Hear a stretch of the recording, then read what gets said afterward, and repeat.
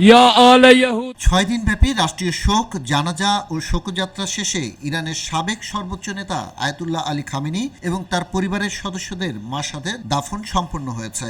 এর আগে লাখো লাখো মানুষের শ্রদ্ধায় রাষ্ট্রীয় শোক ও শেষ বিদায়ের বিভিন্ন কর্মসূচি শেষে মরদেহবাহী কফিন দেশটির উত্তর পূর্বাঞ্চলের পবিত্র শহর মাশহাদে পৌঁছায়। সেখানে দাফনের আগে রাষ্ট্রীয় শেষ বিদায়ের আনুষ্ঠানিকতা সম্পন্ন করা হয়। আয়াতুল্লাহ খামেনির দাফনের আগে ইরান ও প্রতিবেশী ইরাকের 5টি শহরে টানা 6 দিন ধরে চলে রাষ্ট্রীয় শোক ও শেষ বিদায়ের বিভিন্ন কর্মসূচি। ধর্মীয় ও রাজনৈতিক গুরুত্ব বহনকারী এসব আয়োজনে শেষ দিনে লাখো মানুষের উপস্থিতি দেখা যায়।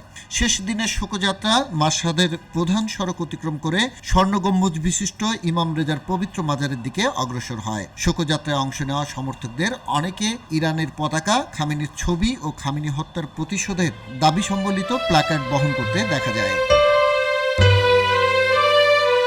আয়াতুল্লাহ আলী খামেনি গত ফেব্রুয়ারিতে যুক্তরাষ্ট্র ও ইসরায়েলের যৌথ হামলায় নিহত হন। মৃত্যুর প্রায় 4 মাস পর জন্মস্থান মাশহাদেই তাকে দাফন করা হলো।